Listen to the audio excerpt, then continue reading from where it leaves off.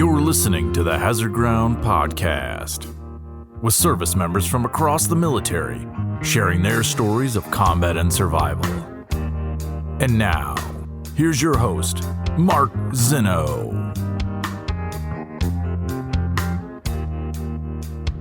Welcome into the Hazard Ground Podcast. As always, we appreciate you joining us each and every week. Before we get started with this week's episode, which is another story of a Gold Star spouse, I wanted to take a quick second to say thank you to everybody who continues to leave reviews on Apple Podcasts. They are starting to build. Please continue to do that. Again, doesn't have to be a lengthy review, just a couple of quick thoughts on what you like about the show. Also, give us that 5-star rating, and hopefully we can get into the top 100 Apple Podcasts and continue to grow this Hazard Ground community. Make sure you follow us on all the social media sites, Facebook, Twitter, and Instagram at Hazard Ground Podcast. Subscribe to our YouTube channel and continue to spread the word of the Hazard Ground. Don't forget about our promotion with Amazon. Go to our website, hazardground.com.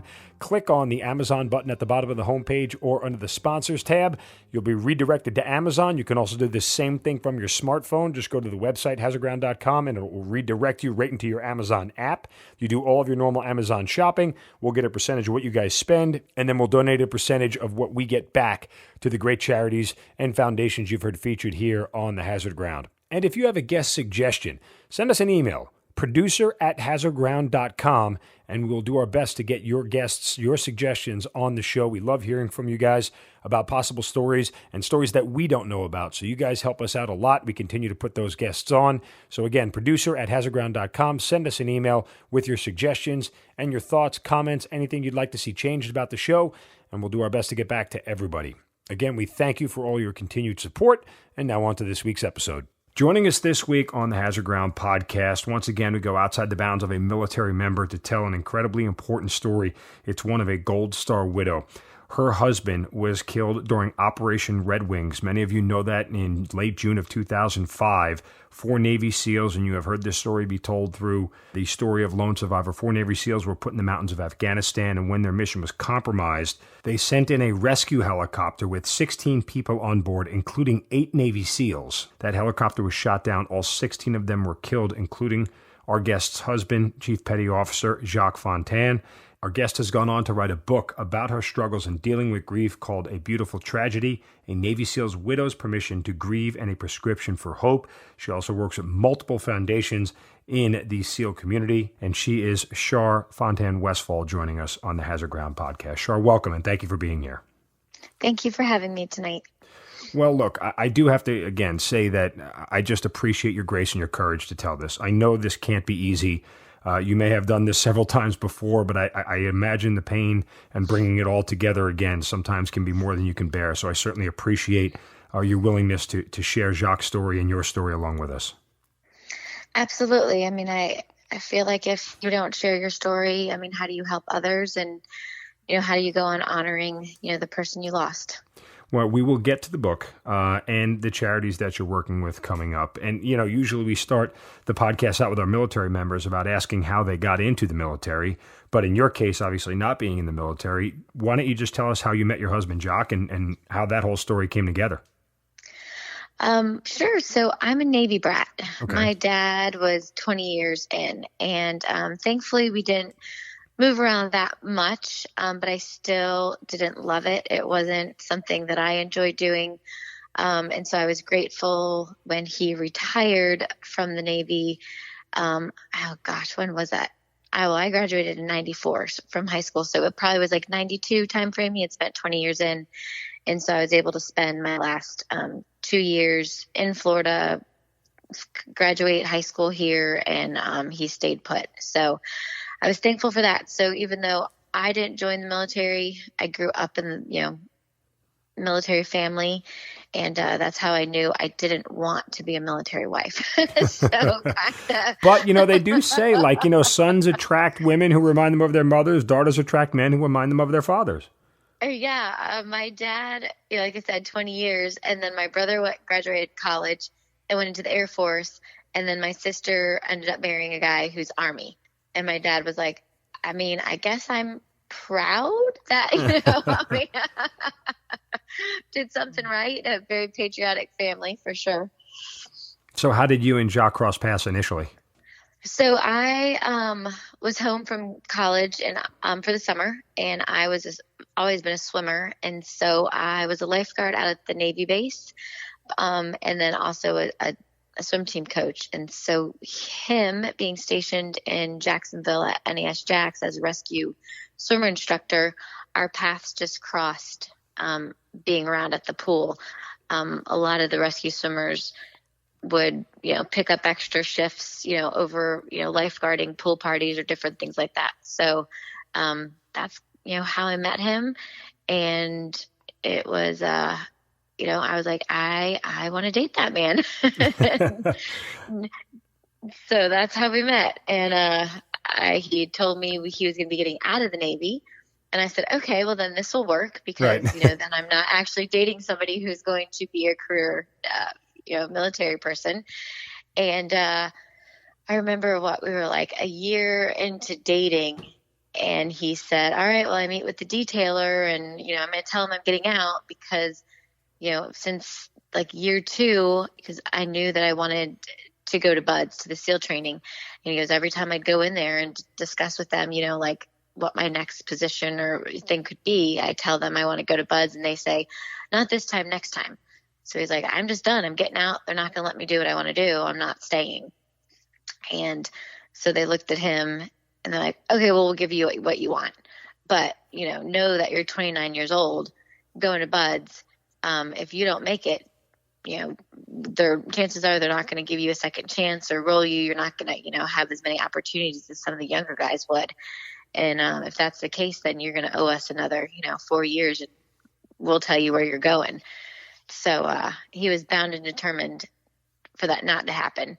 But it was quite the call. I'm expecting, him to call me and tell me the date he's getting out. Instead, he calls and says, well, so I'm going to go to BUDS, but if you really don't want me to and it would end our relationship, then, I'll really consider not going and we can figure things out.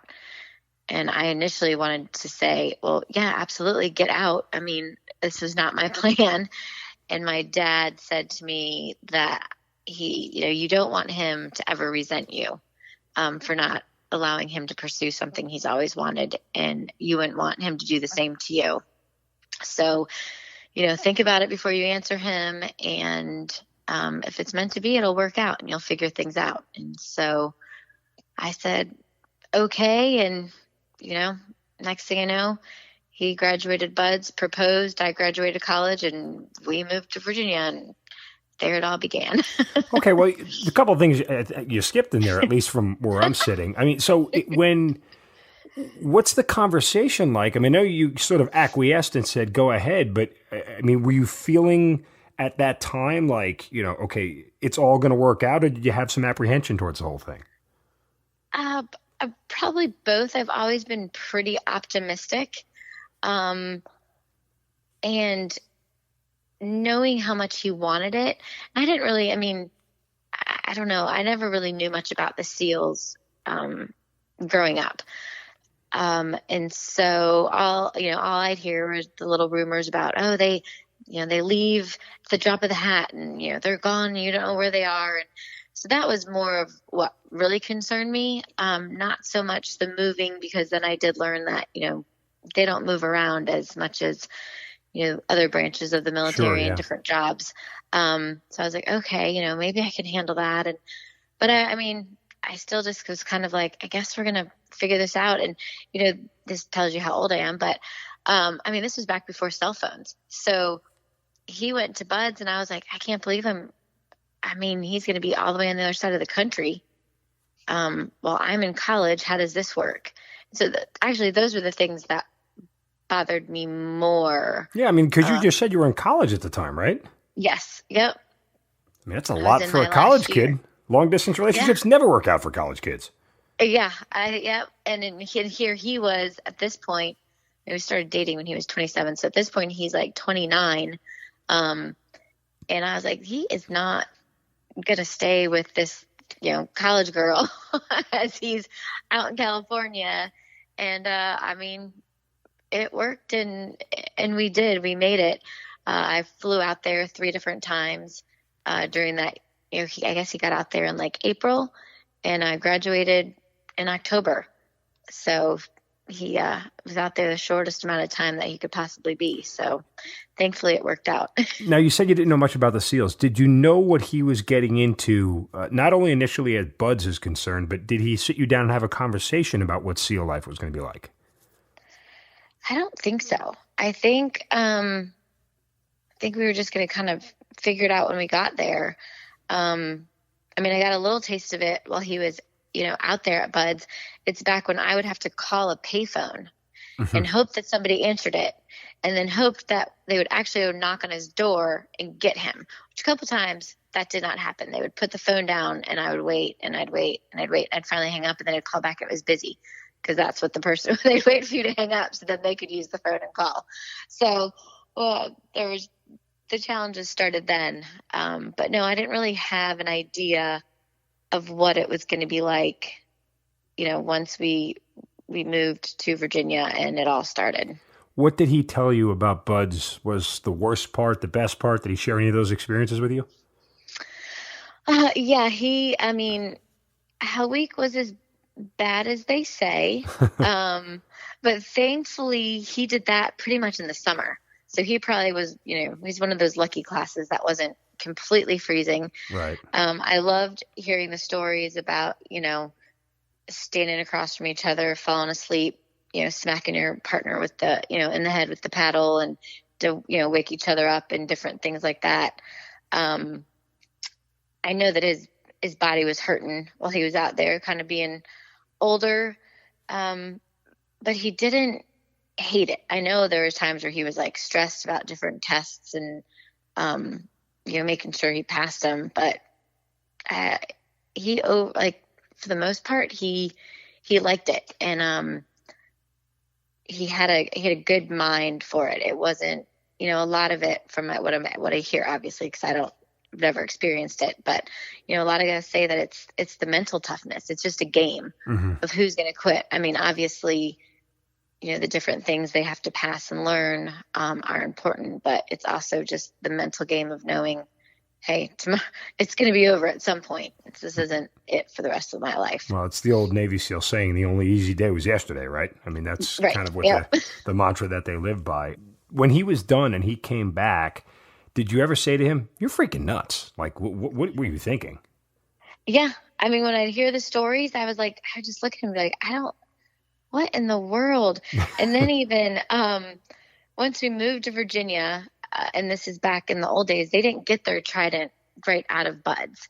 So then he went to Georgia to jump school. And then he went up to Virginia and then had to go through a whole training then. And then they finally get, their trident as they go through, more tests and more. It's almost like fraternity, but I'll just never forget, we're walking around at one of the local spots where everyone would go and hang out on a Friday night. And all the new guys had just gotten their tridents, and they would wear it on their shirt, and guys would walk by and punch it into them. And I'm like, this is just as stupid, if not more so, than all the other stuff you've gone through. Who wants to do this in their 30s? What are you thinking? Yeah. A little sadistic, to say the least. Now, what year and month? You said he graduated in late October of what year? 98. Okay. So 9/11 hadn't happened yet. And so you're Correct. kind of thinking at this point in time, well, it's just a job. He may have to go some places, but, the term go to war never kind of enters your mind, right? Right. And his first deployment, he was not happy. They actually sent them to a ship. And he's like, "You're kidding me, right? I thought I joined the teams to not deploy 2 ships." And then his very first deployment. But what was nice for them is that was just kind of like their main base, so to speak. And then they would hop off and leave and go do different things. So, but yeah, so the very first one, I was like, it's nothing. And I actually got to go visit him when they went to Spain. He had about a 2-week of downtime. Mm-hmm. And so he called me and he's like, "Hey, you want to come to Spain?" I was like, "Absolutely." And I had never had a passport because we got married and we literally had to be back in Virginia 2 days later, and because he was in the middle of his workup for his first deployment. And so in about less than a 2-week notice, I got a passport and met him in Spain. Got to be thinking this SEAL thing ain't so bad at this point, right? Exactly. I was like, I never recall my mom going and meeting my dad on deployments. Like, I can do this. So where are you guys on 9/11? He was away on a training trip, a workup, or maybe at that time he was at the training command. So either way, he was on a trip, and I was a teacher. I taught autistic children, and I remember getting a phone call from a girlfriend of mine, and I typically didn't answer my cell phone. Like, I would see it and I was like, oh, it's not him. And she just kept calling and calling.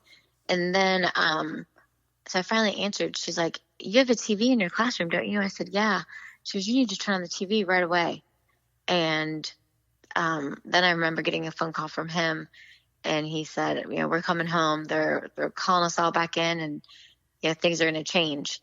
And I was like, what does this mean? I just kind of a wave came over me, and it did occur to me. I'm like, I just feel like things are definitely going to change for them going forward. And that definitely was the case. Did you express any concerns to him at the time? Like, hey, Jacques, you're going to be, as much as you're gone now, it's going to be even worse.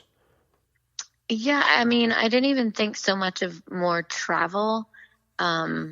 There was just something that hit me that I was like, this just got a lot more dangerous. I just got back from an event today. And so I was with a bunch of old friends and some guys that he went to buds with, and we were just all talking. I was like, I just never thought of it as dangerous in the beginning. Like, I just kind of was like, you're a SEAL. What's going to happen to you? You're going to come home. And after 9/11, my mindset kind of changed that, because I was like, this is a whole new level that we haven't experienced in our first 2-3 years. So when does he actually go to a deployment in the Middle East? It was the third one, the one he left for in 2005. I mean, okay, I think he did stuff on the deployment before, but he wasn't in Iraq or Afghanistan. Gotcha. So, I mean, a lot of the details are vague. Are that because you guys didn't talk about it? Was he one of the, I can't tell you where I'm going kind of deal? Did that ever bother you? Yeah. So he knew my personality, and I fully trusted him, but I also was like, I need to know as much as you can tell me. And so we had one of those relationships where I probably knew more than some wives, maybe not as much as others, but he definitely, he trusted me to keep the secret, but there was still, he's just like, he asked me, he said, Char, if I ever sit there and say to you, like, I can't tell you, he's like, just trust me that I'm doing this for my job. Like, I'm trying not to betray, what's been said to me. And I was like, okay, I will respect that. And so that second deployment before Afghanistan, I literally didn't know where he was. Did he tell you when he got back? Well, we accidentally found out. A friend of mine was doing something, and she had to go into her husband's emails for something. And she was moving, and she needed something, and she saw. And so then I kind of knew. But yeah, when they came back, you would hear stories, they're all sitting around talking, and you'd hear different things about what they did. And, and then I'd ask a question. He's like, oh, you're not supposed to know that. Different things. But I just, I was excited for him that he was finally doing stuff. And then definitely the third one, he was excited to go to Afghanistan and to finally be, I guess what you'd say, like in the fight. Right. And doing what he was, has been training to do. At this point, before he goes to Afghanistan, is some of this becoming routine for you? Are you used to the absence? Are you used to the secrecy? Are you used to the sort of, this is just the life that we have, so to speak? I never got used to it. I'm still never one. I don't like saying goodbyes. I cry every time. And he'd always be like, oh, you make this so hard. I'm like, well, I think you should worry if I ever stop crying. He's like, okay, good point. Sure. Yeah. Right. So, no, that didn't get easier, but, I did learn, how to get into a routine. And I had some really good friends. We made it through. We met during his second deployment. There was a group of us that had become really close.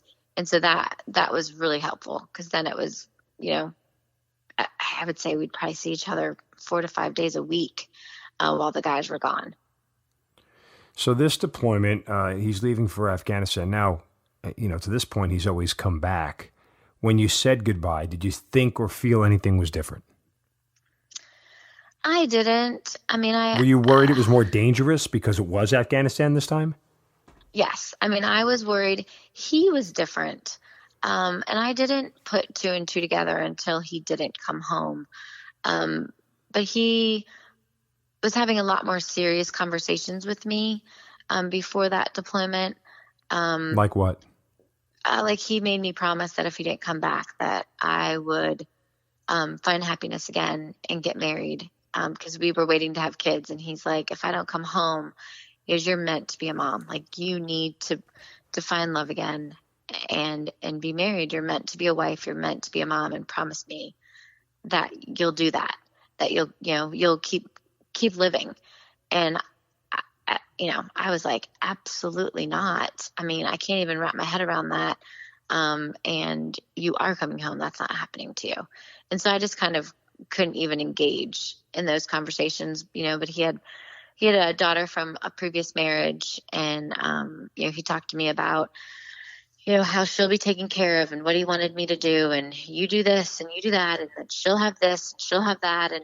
And I was like, why are we having all these discussions? And I guess he even told, I don't remember him ever telling me where the will was. But he told a friend of ours, because I remember him finding it once, he didn't come back. And he's like, oh, I went in, I got the will, I got this. And I'm like, how did you even know? So, he was kind of setting things up. Even beforehand, he had a talk with a really good friend of his that said, if something happens to me, I need you to be the one that goes to tell Char, because I don't want her to not have somebody that knows me and knows her. Now, full disclosure for the audience listening, you did end up getting remarried. So, I'm glad that happened for you. We'll get more to that later. But, I wonder, at the time, you're so sort of, it's a real conversation, but it's not reality, right? If that makes any sense. And so yes, when you look back on that conversation, do you wish you had handled it differently? No, I don't think I could have handled it any differently. I listened to what he said. I just, didn't want to ever think that was a reality. So I always embraced the time that I had with him. So I thankfully don't have any regrets about that. So I'm grateful he said those things to me, to have the reassurance, when I did decide I was ready. Because I think that's helpful. I think a lot of people, I still even struggled, even knowing what he had said to me when I did start dating. It was a big struggle for me. With my faith and, just silly questions about, hey, when I die, I remarry and I die. Like, who do I live with? Which husband do I meet in heaven? Yeah. Yeah. That is outstanding. I'm sorry. I'm not laughing at, you get it, but that is a incredibly poignant question. That's all right. Anyway, do you remember the last thing you said to him before he left? Oh, probably just, I love you, I'll miss you, that sort of thing. It was a typical deployment too, because they never leave when they're supposed to leave. So you drop them off and then you always end up picking them back up, and then you come back. And I think I dropped him off the third time he finally left. And I shouldn't say finally, I was like, my heart can't do this anymore. I hope this is the time, Right, sure. You just keep going through. I remember going to dinner and 2 hours in dinner with my girlfriends, I get a phone call and he's like, you gotta come pick me up. I'm like, what? I'm like, oh, okay. Not gonna not pick you up, but it definitely just kept ripping the Band-Aid back off. Now, what time of year did he leave? April. It was April. So my sister got married in March, and so he was at her wedding for that. And then he left in April. Did you guys sort of have a standard sort of procedure on how often when he was deployed you would communicate, how often he'd call, or did it change? Did it vary? Each deployment was different. The first one, obviously being on the ship, that was hard. That was pretty much all emails. The second one, they were, kind of in like hiding, doing stuff. And so, I would get phone calls every now and then, maybe once a week, maybe, I can't remember. Emails were more so at that time as well. But when he was in Afghanistan, we almost talked every day because I was in the process of selling our condo and buying a house. And so, and then him being, a senior guy and a chief, he had a little bit more freedom with that. But we were talking quite frequently on the third deployments, which was a lot different than any other one. I mean, it must have been pretty reassuring at that point, right? Being able to hear from him that often? Yes. Yeah. Yes, absolutely. And cell phones were more a thing at that time, right. Becoming more technology savvy, I guess. Still nothing like it was today, but definitely different than, his first deployment type of thing. So that was helpful as well. In any of the conversations you guys had, did he talk about the level of danger he might have been in? Did he talk? I mean, I would assume he doesn't talk about the operations themselves, but at this point, you're smart enough to know and have been through this enough to know what sort of his job requires. So did you probe at any of those questions? Did he ever talk about any of it? No, I would pretty much, because being on the phone, and a lot of the times too, he would call back to like Team 10 and then they patch through. So I was always like, can they hear us? Do they listen? I never want to get him in trouble. So I pretty much would just always, okay, be careful. And I do remember, so one of the last conversations I had with him, and it's only looking back after the fact, I remember telling him to be careful. He's like, I'm just taking a helicopter ride. And I'm pretty sure that's when he went and dropped the 4 guys down in, and then I missed his call before the very last call. Well, okay, so he tells you that they're dropping the guys in, and obviously you don't know what that means at the time, right? I mean, nobody does. Right. And he wouldn't even say he was dropping them in. He's just like, he goes, I'm fine. I'm just going for a helicopter ride today. So that's like after, when I think back to like the time frame and knowing that they got, they went and took the guys in, I figured that's kind of, that he was just taking a helicopter ride. He was just taking them over and, right. Kind of pieced that together myself.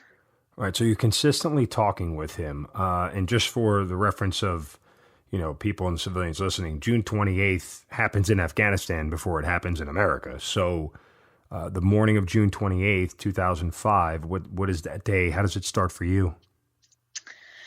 Well, I woke up upset because I had missed his phone call the night before. And so I was waiting. Well, how'd you miss it? Why'd you miss it? I used to sell Mary Kay, and I had a meeting. Okay. And I had my cell phone with me. And I got up to go to the bathroom, and I left my cell phone sitting on my chair. And I came back, and I had a missed call from him. And I was just like, I can't believe I did that. Here, all this time it's been sitting in my hand, and I walk away from it for, like 2 minutes, and I miss his call. And then I just assumed, okay, well, he'll either call me back tonight and I think he did leave me a message that said, I'll call you in the morning or something like that. And so I woke up in the morning and I didn't hear from him. And I was like, cannot believe it. And, so I just go through my day waiting for him to call. And then I had quit teaching, and I was a private home tutor for an autistic boy. And I'd say about once a week, every other week, I would take him out into the community, just teach him, life lessons out there, getting him comfortable doing things. And we were at dinner and at a pizza place, and I caught something on the TV, and they were talking about a helicopter that had been shot down over there. And I remember just thinking, those families, I feel so bad for them. Said a little prayer for them. And then went back to, what we were doing. Now, but he had told you he was going for a helicopter ride, so it didn't click with you at that moment that he might. Because it was like 2 days later. Okay, all and right. I had talked, and I had missed a phone call, so I was like, that didn't. It didn't occur to me that he would go back on a helicopter to go pick him up, or that something would go wrong, type of thing. So, and I really didn't hear what they were talking about on the news. I just kind of saw it and reading, the captions or different things across the bottom. And, but none of it said Navy SEALs. None of it said nope. special operations or anything. It just said helicopter crash. Yeah. Okay. Just said, reported news, helicopter type of thing. But then when I was driving home, I got a phone call from one of I think the command master chief's wife. She's like, "Hey, Char, I know you missed the wives' dinner tonight, and we had to share some information with everybody, and I just wanted you to hear it from me and not just rumors and word of mouth. And but we've gotten some information that something might have happened with some guys from 10. We don't have any information of what and what the extent of it is. But I just want you to know, and as soon as we have any information, we'll tell you." And I just immediately flashed back to what I saw in the news. And that's just when everything kind of just started spiraling for me. And just the feeling of despair and that gut punch and just going, it just doesn't feel right now. None of that, I know he's alive or I know he's not alive, any of those sort of feelings, or I can't imagine, what you're overcome with at that point. I went home and I tried to email him. And when I didn't hear back from him, I kind of had this feeling like it's him. And, even though people were like, well, they've shut down the command, they've shut down all communication, he's not going to be able to email. I was like, no, I just know him, that he would risk just giving me some sort of communication to put me at ease, if he could. And so when I wasn't hearing back from him, I was like, it's him. I just know it is. Did you call anybody to share that fear? I did. I called my dad, and he was like, okay, you're jumping to conclusions. We just got to wait. You don't know. And I'm like, I just feel weird, Dad. There's something missing. And he's like, he goes, call one of your girlfriends, tell them to come spend the night with you just so you're not alone.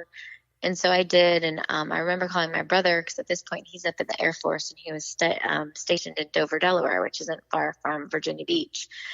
And he went to his commander and said, hey, my sister needs me.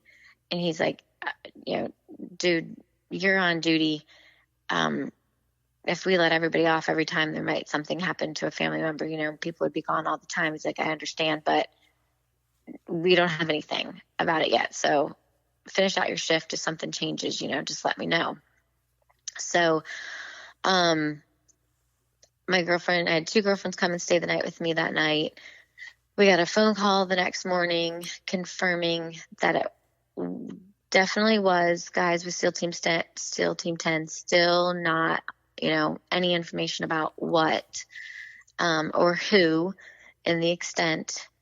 And just as the day went on, it was just becoming more and more apparent to me what had happened.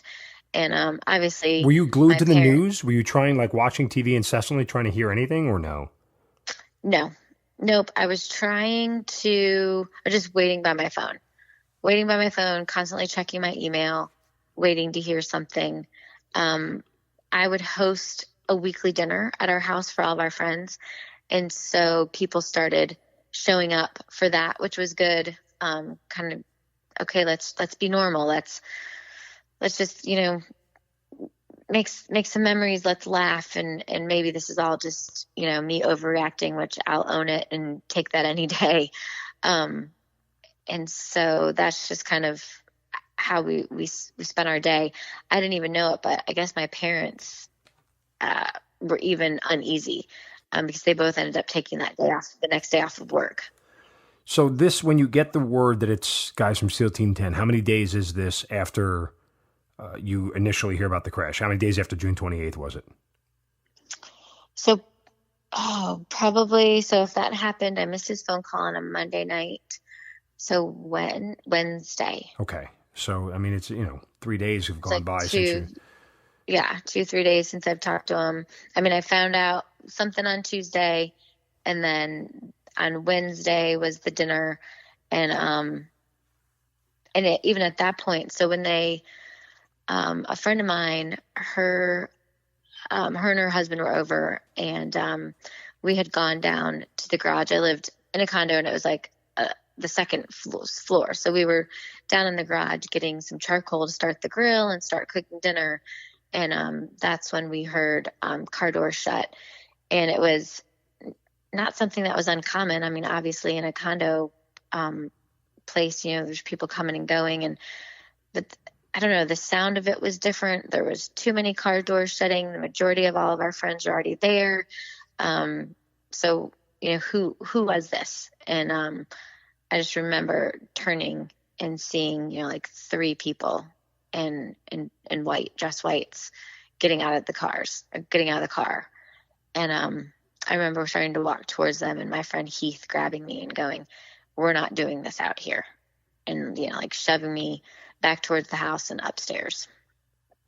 When he grabbed you, you sort of know what's coming, but you the words have to sort of be said. So what are you thinking when he grabs you and tries to take you upstairs? I just think I was already crying. Like I was just already just in shock and couldn't believe that this was happening to me. And I'll never forget walking in, and I mean, there's probably like 15 people in my house, and just walking into, everyone else just laughing and talking and seeing all of them look at me and looking at another friend's husband. And as soon as he saw me, I see the look on his face, and I'm like, he knows exactly. And so I remember all the girls getting taken outside, and then my friend Heath and Jason staying in there with me. And then, of course, because they haven't located any of them, they came that first day and told me that he was missing in action. And so I remember looking at our good friend Gonzo. He was the one that Jacques had gone to and asked that he be the one to come and talk to me. Mm-hmm. And I'm like, so there's a chance, right? And he just looks back at me and he's like, they're missing in action, presumed dead. And I guess I told him, I was like, you're not allowed to be in my house. You were never supposed to be here. And just because it's like, you weren't like, yeah, Jacques had that conversation with you, but it wasn't supposed to come true. And so I remember going to the bathroom. I was sick and crying. And my friend Jason, I don't know how long I was in there, and he's like, you have to come back out. They need to talk to you. And I came out, and Gonzo was gone. I'm like, where did he go? And they're like, you told him he wasn't allowed in here. And I'm like, no, that's not what I meant. Like, I couldn't believe I kicked him out. He's doing what Jacques asked him to do. And it was probably, I mean, I know the hardest thing he's ever had to do. And, then I go and make it worse. What did the men, the guys in uniform, the casualty assistance folks, what did they continue to say to you? I honestly don't know. I think just, kind of how the next couple of days were going to play out, as far as, we're kind of in limbo. They have to find the bodies. They're not going to be able to bring them back, right? All these different things. Who do we need to call? We need, Jacques' family's phone numbers and, all that kind of stuff. And, they had to locate his ex-wife so that she could be there, with their daughter, because she was 16. His mom and dad are divorced and lived in 2 separate cities or states. And then, having his siblings in New Orleans, one in New Orleans and, 2 in Atlanta as well. And I just remember thinking, my sister-in-law is pregnant. Like, you got to be gentle when you're talking to her. There's just all these different things, and just all the phone calls. My sister had just gotten married and had moved to Germany with her husband. I'm like, we got to notify her. I need my brother here. There's just all these different, it just kind of went into like okay, who are we calling type of thing. Everybody grieves differently. At some point, I'm sure you get a moment to yourself that's all consuming. Do you remember that? I did not like to be alone. Okay. I mean, it's funny to say 15 years later, I still don't. I don't sit in quiet. The TV's usually always on, not news. I haven't watched the news since 2005. I mean, except for like little things like hurricanes that are coming towards Florida, or the election, that sort of thing. But the day to day, I still don't listen to. But I didn't want to be alone then. I mean, I had people sleeping on all over my condo. I would take a shower. I'd make my sister sit in the bathroom with me. I didn't want to be, I was afraid to actually have to accept like it was all happening. When do you get the word? When do they officially announce him KIA? And what about the body? For those listening, all the bodies from the helicopter accident, there were 16 people on board. They were all recovered. So when does all that happen? They came back the next day to confirm that he was killed in action. And then I want to say it was like a two weeks. Yeah. Before we even, because I remember there was a 4th of July party I went to, and we were still just waiting. Like we hadn't had any service yet. Now, so I started to put you on pause. Were you adamant about trying to have a body for a service, or did it matter to you?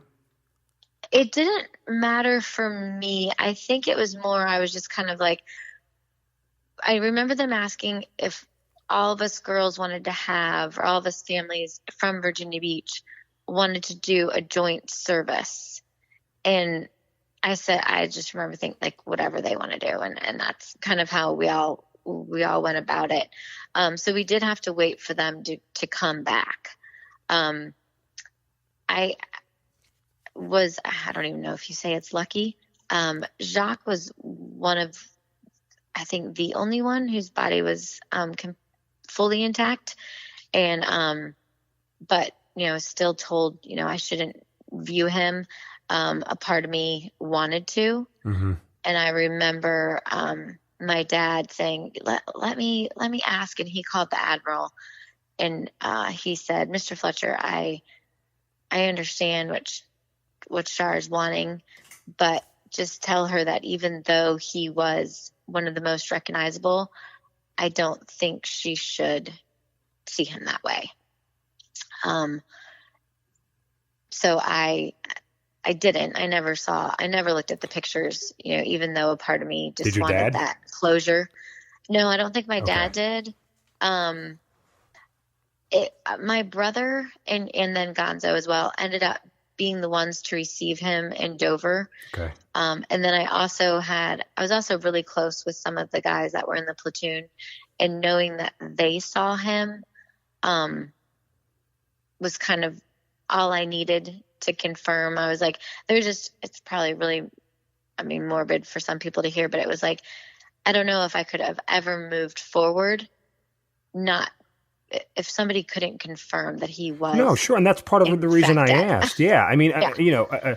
There are people who hold out all hope until they recover a body. And look, we go back to Vietnam. We've heard those stories, right? Of people who were prisoners of war, who were presumed dead, and all of a sudden they somehow they end up alive. So I certainly understand. That's part of the reason why I was curious on what your personal feelings were on that. Was there any comfort in talking to the other wives and spouses of those who were killed? Not at first. And I think we were all like a little just like, what the heck just happened? It was the biggest loss since the Vietnam, or for the SEAL teams since the Vietnam War. Right. And so there really wasn't any sort of support. There were 3 other widows. But I don't even think I knew them. I had never met them. And so And then two of the girls in Virginia Beach who I did know fairly well, but they both had young kids.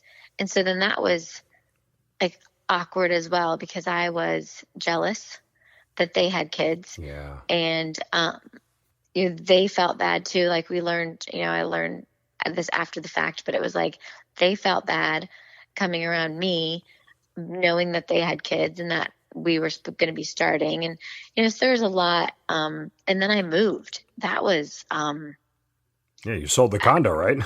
Sold the condo, and I didn't want to buy then the house that we were buying. So I was like, I just moved into this house all by myself. Like, no. And so then I tried to see if the guy would like rent me back my condo for just like even a month or two. And he wouldn't do that. Oh, and God. So I moved to Florida. Like, we had the memorial service in Virginia Beach. Okay. We literally all flew to Florida the next day, because I also, since I wasn't staying in Virginia, I was like, well, I don't want him in Arlington. Where's everyone else? And then everyone was waiting, for different things. I was like, I just need to have a funeral. I need to have a funeral. So I brought him back to Florida, and we buried him here. And then I went back to, like, I don't even know how long I was here, maybe like a week, just between the services and different things. Then I went back to Virginia because the movers were at my house. And then I had to go to New Orleans because then they were doing a service for him there. And where his family is from. Yes. Okay. And so, yeah, I moved. So then I was homeless. So that was all kind of crazy too. So even a lot of the girls that stayed in Virginia Beach, they got close quickly just because they needed each other. And I was I was down here in Florida pretty much on my own. And so it was, there was a lot to overcome in that first year. Some choices that I would have done differently, but I can't change it. And thankfully it did all work out. But definitely what I tell things I don't recommend to people now. Like what? is, don't make any big drastic changes or moves in that first year. Go to counseling sooner than later. I waited, a year for that. And, thankfully, I didn't end up doing anything, I regret, but I think I could have started healing a little sooner had I sought out some counseling sooner.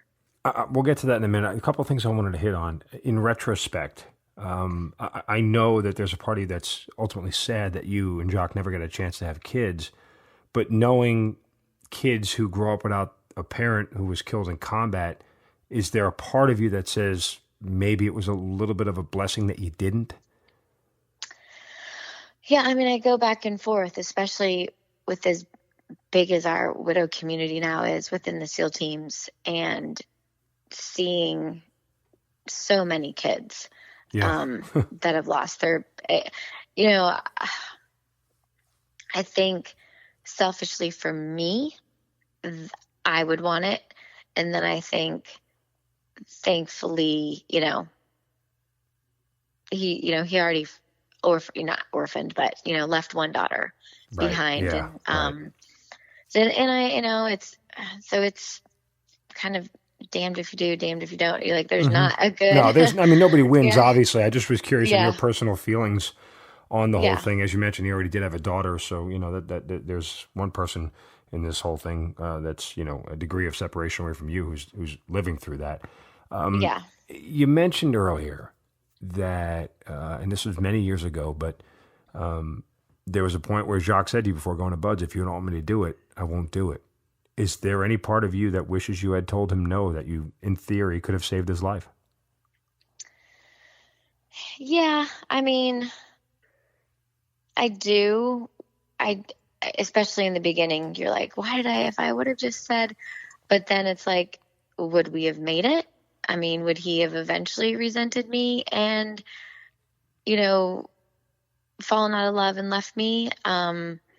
So I'm glad I supported him doing what he loved. I mean, I don't regret that. I do remember in one of my first counseling sessions, the counselor asking me, well, have you let go of your anger with Jacques yet? And I was like, what are you talking about? I'm not angry at him. I'm angry at God. And he goes, well, I'm assuming you're also angry at Jacques. I'm like, why would I be angry at Jacques? Like, he had nothing to do with that. And he goes, he didn't? And he just kind of made me think. And ultimately, I mean, I was always first, myself and his daughter, we were the priority. But being in the military or being a first responder, like, ultimately when you're working, that's your priority. Like, you can't just, one day be like, oh, my wife needs me today. I'm going to, cater to her and do, like, that's not the reality with their jobs. And so subconsciously, I was feeling like you chose this over me. And I just never allowed myself to think that way or admit those feelings because of how he died and, being a hero and knowing that wasn't his heart. But, at the same time, I said yes and you said yes and now you're gone. So your choices caused you to leave me. Yeah. So. I mean, it's, objectively, I see why that's a tough bridge to gap, but I understand why you have to reconcile. Like, you have to cross that bridge one way or another to sort of, and again, I'm being presumptuous here. I'm not trying to tell you how you felt, but from what I'm hearing, it's just one of those things where until you can process that whole decision in your head and the second and third order of effects of it that you never really put together, I think that it certainly can leave you in a place where you're sort of twisted emotionally. Yes, I think between that and being so angry at God, as soon as I was able to have both of those screaming matches at the two of them, there was just a huge weight that was lifted off my heart, and I was able to start healing. I still to this day say that I don't believe you can ever fully heal. I don't think you ever move on. I don't think you ever don't live with grief. I think it's always a part of you, but I think you can get to the point where you're healed enough that you can enjoy life and you can find the positives and be happy while still honoring that person. You mentioned Jacques being a hero. When do you get the full scope of understanding of what had happened to those four SEALs, and Marcus Luttrell, obviously the only one who survived, the story of Michael Murphy and his Medal of Honor, and Jacques being part of all that? When do you get that whole story, and does it sort of, validate what Jacques was doing in any way, or how does it make you feel when you hear that whole story? I mean, it took years for me to process all of it. I remember when the guys got back from the deployment and they took me in, I had come up to Virginia from Florida and to make sure I was there to see them.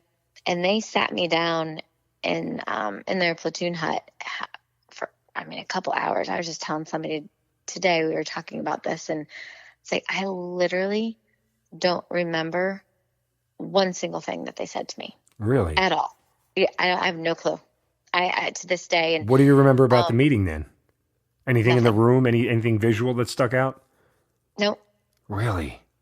I have no clue. I mean, this is 4 months later. Like, I still was not able. I think just the reality of they're all here and he's not. Like, it was like the final. I don't even want to say nail in the coffin. That sounds just so no, but cliche, it ends the chapter. It ends the chapter. Yeah. It writes the final sentence for you. Yes. Yeah. Like, this is definitely the reality. They came home. He didn't. If there's no other thing I'm waiting for to prove that this happened. Right. And so, even today I was talking to somebody, he's like, Char, don't you remember when I called you from Germany and I told you this. And I was like, no. And I mean, and he's like, oh gosh, okay. And so, yeah, there's still pieces. I mean, when did that movie come out? I was pregnant with my second child. No, third. I can't even remember. But I was getting pieces of the puzzle then too, because then, I could ask. And I think I always, even still to this day, I'm nervous to ask some of the guys because I can't imagine what it's like for them to live with it every day. And so I try not to make them relive it, even though I'm sure they do, just like I do. So it's taken, I mean, I still learn things. I just learned something the other night, 15 years later. So, I mean, there's still pieces of the puzzle I'm putting together. But I ultimately know that, he had a hand, planning things and part of that. And he was doing what he loved. And I can't fault him for that. And I mean, that's sacrificing for your country. I mean, you can't be any more of a hero than that. No. Is there any, I want to choose my word carefully here. Is there any resentment that all of this sort of attention goes to Marcus Luttrell and the movie and the book and everything else, and Jacques and 7 other SEALs are sort of afterthoughts? For me, there's no resentment to Marcus or those, 3 other families. I think Marcus, every chance he gets, brings up the name of all of the guys, right? All 19 that were lost that day, which I definitely appreciate. And we can't control. I mean, yeah, I work for Team Never Quit, so I mean, on the every week, there's emails that I read where people are like, I think about, Axe, Murphy, and Dietz every day. And I'm like, and this 16, like a part of me. Yeah. But I'm like, that's not Marcus's fault. That's not, Dietz, Axelson, or Murphy's fault. I mean, that was the movie. And what I really appreciated in that movie was how people are shown how our military is held to a different standard than anybody else. And what do you mean? In what way? I mean, they couldn't do what they wanted to do and, make the choice to end those guys' lives in order to keep them safe. I mean, we have different rules to follow, rules of engagement, and they had to follow them, whether they felt that was the right choice or not. And that's not how it is for militaries. It certainly wasn't for the enemy when it came to us. That's for darn sure. And what Char is referring to, for people who may not know, as the story is told, the 4 men on the mountain, Mike Murphy and Danny Dietz, Matt Axelson, and Marcus Luttrell, their mission was compromised by an old man and a young kid who were goat herders, and they decided to let them go as opposed to capture them or kill them on the spot, and that's what gave away their position and compromised the mission, and so on and so forth. It all leads to the dominoes that all fall that ultimately led to that helicopter being shot down with Jacques on it. So yes, we are held to a different standard. Good, bad, or indifferent, fair or unfair. It's part of why our military is the best trained in the world, because we expect to be able to overcome those sort of situations. And we don't always, obviously, as this situation bears out, but that is the expectation. So, yeah. And again, I wonder, and I'm asking all these questions because I'm trying to sort of understand how you're processing the grief of all these things, right? Because I'm sure all these thoughts circularly at some point in time were swimming around in your head, no? Oh, absolutely. I mean, there's still days where I can go in a rabbit hole and, why? Like, if we would, and then ultimately I have to tell myself it doesn't change anything. So, I just gotta, accept that this is how it turned out, and I don't have the answers.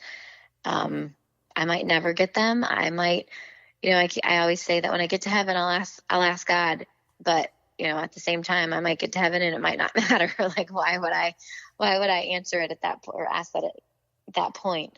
So it's just better. I know I've seen some people who haven't processed it, and I can sit back and go, I don't want that to be me. And so I'm fairly early on made the choice that I wouldn't live my life as a victim, and I wouldn't allow this to define me. It would change me, and it's part of me forever. But I have a choice in how I react to it and how I can continue to live. And I didn't want to be an embarrassment to Jacques, if that makes sense. No, yeah, I don't. I mean, personally, me, I don't like the word embarrassment. By no means am I judging you for it, but I get what you're saying. I think, and maybe it's just because I'm in the military community and I can see it from that side. The amount of grief that you had to deal with, and other family members had to deal with, other wives, other, brothers and sisters and children and everything. I think we understand it a little more, but I could see the word embarrassment coming in from an outsider's perspective. Not that I know that it matters one way or another, but you talk about the grief and the process you went through. You said it took you a year to go to therapy. What was the toughest part of grieving for you? I had so many changes that first year. So I think it just was a lot more to handle than I was expecting. I mean, besides, losing him, I was only 29 years old, didn't have kids. I moved, didn't have the community. Like, there's all these different things, and it was a lot to process in that first year. And even the change in like friendships. I went from being part of that community and now being in the civilian world for 15 years, it's really different than being in a military community. Friendships. Don't get me wrong. I have some really amazing friendships now, but it's still different than that. Sure. And there's times where I compare and I still see, I can see my sister to having instant friendships and instant people and to do things with all the time. And some people are like, oh, well, it's just different because of, kids. And I'm like, yeah, but my sister still has it. And like, well, she's an army wife. That's just kind of where their life takes them. So I do miss all that. So that added to the grief of losing him, like losing that part of me as well. Do you regret anything about the way you handled it? No, I think I'm pretty proud of myself. I think I could have let things get bad, but I'm proud of myself for acknowledging it fairly early on that I needed help, probably before it did get worse. Mm-hmm. I don't believe I thankfully didn't do anything I regret. Sure I could have, but I didn't. I also realized fairly quickly for me as well that social drinking and all that kind of stuff, but it would lead me into a downward spiral as Sure. well. Just the sadness would overwhelm me. And so I think that helped too. I was like, oh, I don't want to do that. That makes me even more sad than I am. And so I was able to see that for what it was in the beginning as well. So I think that kind of helped keep me from getting too bad off. Are there days where the gravity of it still hits you? Absolutely. What's that like? Thankfully it's not as frequent. I don't go one day without thinking of him. There's not one day that I don't think of him at some point. And then there's guilt mixed with like, well, how am I still mourning him when I've got this amazing husband now, being remarried, 3 big, beautiful children, so much to be thankful for. And so some days it just kind of comes out of nowhere. Something it's just like a sucker punch. And some days I can accept it or can embrace it and, have my good cry and just kind of cope with it and move, then, pick myself up and go. And other days it's like, I don't even have time for this today. Like I'm in the middle of running from baseball. Like, it could be a song that comes on. It could be, anything, and just out of the blue. So I say it doesn't really fully ever go away. But it definitely gets less. It doesn't happen as frequently. Sure. And I don't know your husband, but props to him. I try to put myself in his shoes and think about somebody that, I love to the moon and back, and I'm spending the rest of my life with, who still has these moments where there's another man who steals her heart away. And I say that sort of, romantically, but, obviously it's not that literal. But it's just one of those things. How does he make it easier for you to grieve? Well, in the beginning, he used to say, well, I got to marry the love of my life because you lost yours. And I was like, you've got to stop saying that. Like, oh, no, that he doesn't. Come on. I can't get a better line than that, man. I love your husband. I already love him. Like, I don't have a line that good in me. Damn. I know. He says, he's like, how do you not honor Jacques? He goes, because you have a way of honoring him and remembering him while still loving and respecting me in our marriage. He's like, so he's telling me like, you're the one that makes it easy. Yeah, I'm like, wow. Okay. Like, I am a simpleton, I guess, because I don't know. Like, I watch this moronic show like The Bachelorette. Like, how do you love two people at the same time? Like, it just doesn't make sense to me. So, and I say that tongue in cheek, obviously, because I'm not obviously disrespecting your situation, but it's just like. You still are loving two people at the same time, and with all of your being and who you are, and I can't imagine what those days are like. Yeah, I struggled with that, and counseling helped that too. And the only thing I can compare it to is having more than one kid. That's fair. Because obviously you have one kid, and you like, oh my gosh. How do I ever love a kid? Yeah, how do I love anything this much? Right, until you have another one. And then you have another one, and you're like, oh. And, I think another thing that has made it easy is that Drew has never asked me to put Jacques on a shelf. And he has embraced that his family from literally the year after he passed away has come to stay with us, my one sister-in-law, and they were at our wedding. They've been at baby showers. They've just been a part of our life. And so I haven't had to pretend he's not there.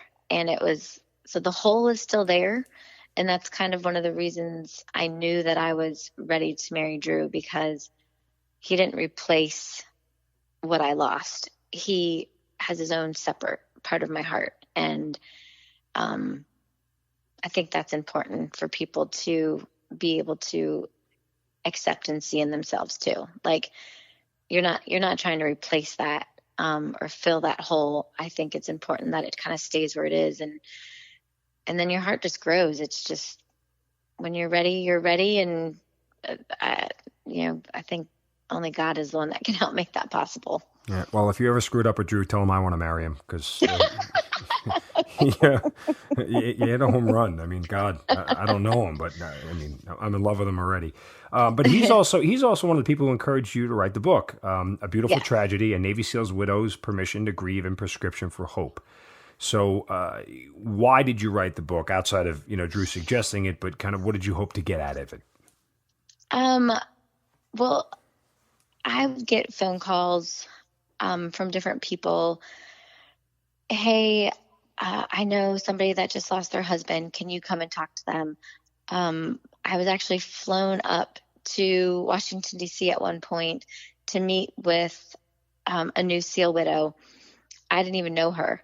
And, tell her, you understand, she just wants to talk to somebody who understands what she's going through.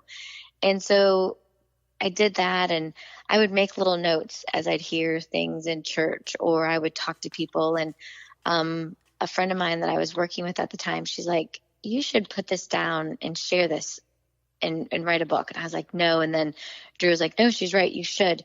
People call and talk to you. Don't you think you could reach more people if you just shared your story? And I was like, nobody's going to want to read this story. And so we did it.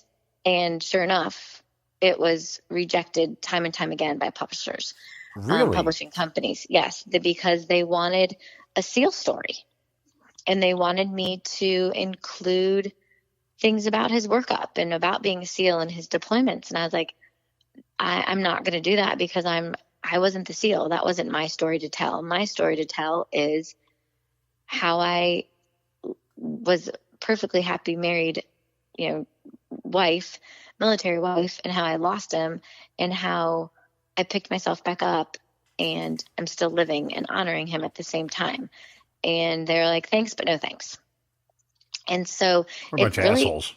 Yeah, it sat on the shelf for, I think I got my last no in like 2015 or 16. And I was like, I'm done. I can't do this anymore. Like, obviously, that's not God's plan for me, and that's okay. And, it is what it is. And then in February of this year, Melanie Luttrell reached out to me, and she's like, so there's this guy with this publishing company, and I'd like to introduce you to him. I think this would be a good fit. And, lo and behold, it's, Andy with Ballast Books. And it's a hybrid publishing company. So it's half self-publishing with the addition of, them helping with editing and design and marketing and, that sort of thing. So Drew and I talked about it, and he's like, I say we go for it. What do we lose? The money? But your whole purpose in writing this was to reach people, to share your struggles of your faith, to share the struggles and the reality, and the truths of what grief is. And he's like, if it changes one person's life, then you've succeeded. And so, here we are, a couple of 6 months later, and it's out there, and it's a very simple story, but it's my truth and my reality. And I felt like I stayed true to honoring Jacques and keeping what he did separate, which is what I wanted to do. Because I've never pretended. I was never one of those wives that was like, I'm special because my husband's a SEAL. Right. That just wasn't me. And I was like, I'm not going to pretend that that's me now, just to sell books. Prior to the book, somebody reached out and asked for your help. After the book was written, what was the response? And did more people reach out to you to talk to you, or?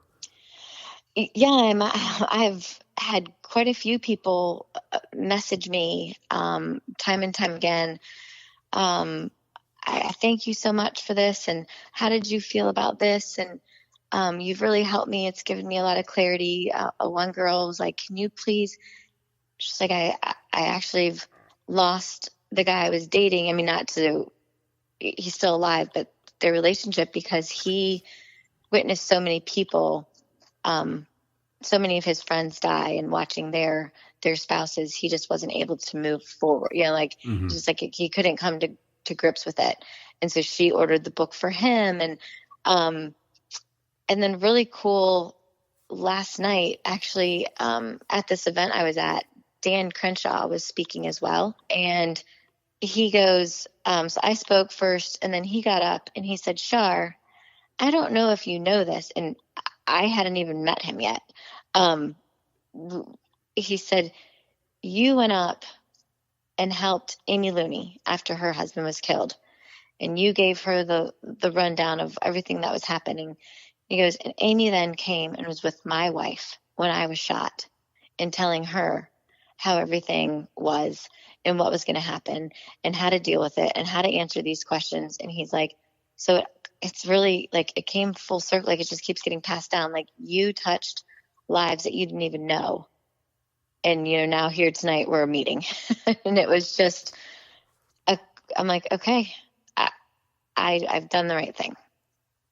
Amazing. I mean, it really is serendipity and all that, but still, I think it's one of those, your impact and your reach are much farther than you can imagine. I hope that it continues. I hope that there are more, let me rephrase that. I don't hope that there are more widows out there, but for those who are grieving, with any grief process, I hope that there are people who find some solace in your book and sort of, for lack of a better term, if there's a game plan or a playbook on how to get through it, I think you've sort of touched on it. That's my hope.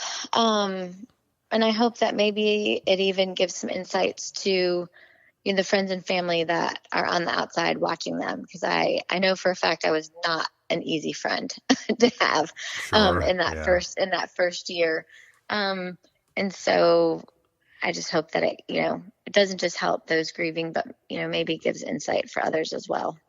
You mentioned earlier you work with Team Never Quit. You worked with Marcus Luttrell's Lone Survivor Foundation, but you and Drew now have your own foundation called For Honor, FORE, which centers on an annual golf tournament that's donating proceeds. So how does that come about, and what do you hope to achieve with it? We went out. My dad was working with, I don't even know how he met him. I think just through his job. He's an insurance agent, and met this guy who had never served in the military but saw a need and started weekend retreats for veterans with equestrian therapy and hunting and fishing and, that sort of thing at their retreat. And my dad's like, Char, come out and just check it out and see what you think. And I really think, you would like them, and maybe we could find a way to help them if you could be their spokesperson and, maybe kind of, raise more awareness for them. And so Drew and I went out there, and we just immediately were like, he's doing it right, and he needs help because it's in this small little town in the middle of nowhere in North Florida and just doesn't have the reach, and yet his heart is in the right place. And so we're like, Drew's like, we could do a golf tournament. I know golf tournaments. And so like 2 weeks later, I had run with it, not even telling Drew. And I'm like, okay, so we need a date. We need this. He's like, what are you talking about? I'm like, the golf tournament. He's like, oh, are we having? I'm like, you said we were, and we're going to do this. He's like, okay. So we had our first golf tournament. And then after that made the decision that we wanted to start our own 501c3, not to reinvent the wheel by any means, because there's plenty of foundations out there who are already doing the right thing. But it's easier to ask for donations from corporations if you are a 501c3. And so that's just kind of how it all started. We've had 2 golf tournaments and then had planned to move it to the spring for this year. And then, lo and behold, good old COVID hit the world. And so we did not get the tournament in this year, but hoping we'll be able to pick it back up come this spring. I would be remiss if I didn't take a couple of moments to at least let the audience, know a little bit about Jacques that they don't. And I know your story is not his story, but I'm just kind of want to fill in some of the blanks here.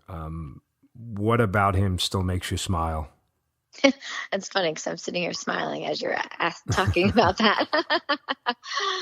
I laugh at the amount of useless sports information. Hey, we would have been good friends. I could not, it wasn't just the information you knew about his sports teams, but all of them and every sport. I mean, it didn't matter if it was baseball, football, hockey. I'm like, how do you even have that information? What is the purpose of keeping that? Knowing that.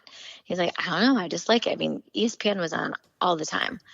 I used to say when he got out of the teams that he would move over Jim Rome because, he's going to be taking over your job. He just was that into it all the time.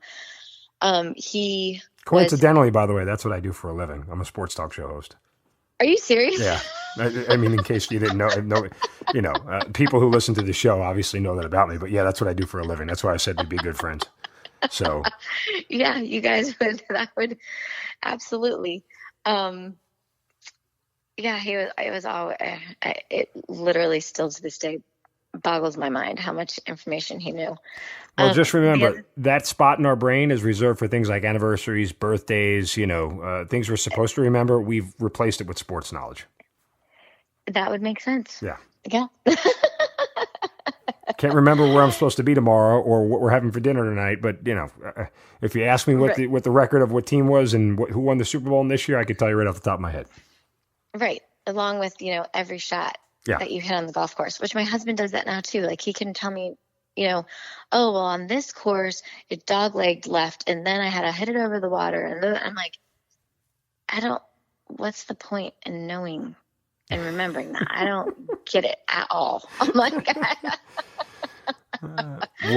what do you miss about Jacques the most?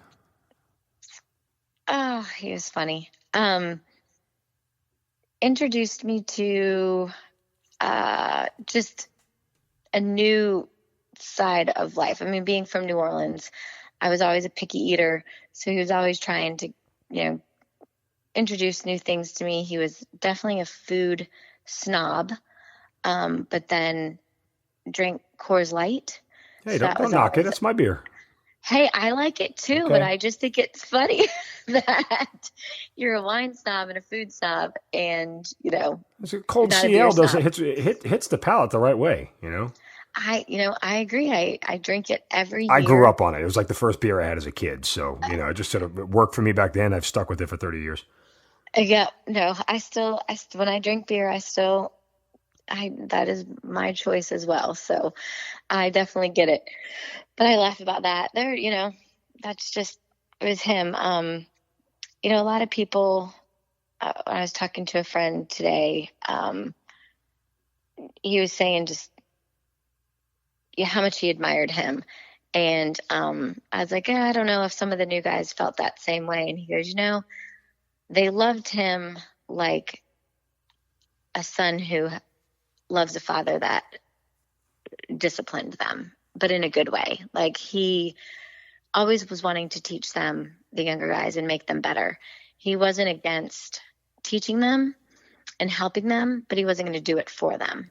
Right. And I think, sometimes that was maybe lost on some people, but his heart was always in the right place as far as that. And he wanted people to be the best that they could be. And I've always admired that about him. I know you have kids now. I think you said you had 3. I'm not sure how old they are, but do they know about Jacques? Do you tell them about him? The 2 older ones do. My kids are 11, 8 and 6. So I have boy, girl, boy. Our daughter tonight, because I just came back from a speaking thing and she was, hearing me talk about him and different things. She goes, well, my 2 daddies, and my husband and I are like, what are you talking about? She's like, I have 2 daddies. One died, but I have, we're like, no, you have 1 daddy. So we're kind of like, okay, how much did she really understand of this whole thing? My 11-year-old understands it completely. We've taken him to Arlington with us for the past, we go up every year for laying of the wreaths. And is that where he's laid to rest? Yes, we ended up moving him. Yes, okay. I forgot to say. We did end up moving him. Because I just, over time, I was like, he really needs to be with his brothers. Like, that's where he's supposed to be. And so we moved him back in, oddly enough, today, November 10th of 2011. He was buried at Arlington. So he's in Section 60 up there. So we go up for the laying of the wreaths, and our son, we've taken him for the past, 3 or 4 years. We took our daughter last year. She joined us with it. And I think we're taking all 3 this year. I can't remember what Drew said. But the SEAL Foundations do a lot for us. They've developed some programs, weekend retreats for the different families and the surviving spouses and the kids. And those are really good for me because, like we were talking earlier, there's times where I might need a day where I can just focus on what I've been through, and then there's days that I can't. And so going to these events just kind of helps me get that time that I need, that little refresher, that bonding time with those women who get me, so to speak. But I like being able to take my kids to wreaths because they're meeting, they're forming friendships now with these kids who've lost their dads. And I feel that it gives them an appreciation. In the long run, they might not understand it now. But to understand, the sacrifices a lot of people make and, what, not to take for granted. So, the older one definitely gets it. My daughter, our daughter we'll see. And the 6-year-old, I don't know. We'll see how that goes this year, but. Well, I mean, look, I thank you for being so open and honest. I know you said it gets easier, for lack of a better term, but it's never easy. And, I think that you keeping Jacques' memory alive is a beautiful thing. And I see strength, I see fortitude, I see determination, I see a whole lot of struggle, but you describe it all with elegance and dignity. And I think that for people listening, empathy is the best thing we can offer because not many of us have to be in the situation that you were in. But from that standpoint, I'm glad I got to know a little bit about Jacques and your life now. And I think that that's a testament to what he meant to you because you did what he wanted. You kept on living and you kept on growing and you made a life for yourself. And however complex those days may be, I'm sure that the blessings certainly outweigh all that for you. Absolutely. So thank you. Well, again, I can't thank you enough for sharing your story. We wish you nothing but wonderful blessings going forward and to you and your family and your husband. We'll do our best to keep Jacques' memory alive every single time.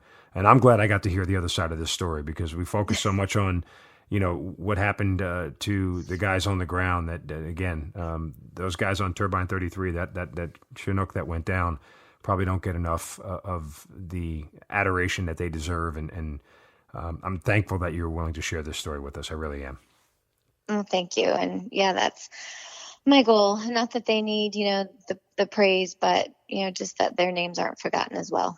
Well, Char Fontan Westfall, thank you so much for being part of the Hazard Ground. I appreciate it. Thank you. You've been listening to the Hazard Ground podcast, hosted by Mark Zeno. If you have an interesting story to tell and you'd like to be on the show, send us an email at producer@hazardground.com. And if you like the show, don't forget to subscribe, rate, and review on Apple Podcasts. Thanks for listening. We'll see you next time.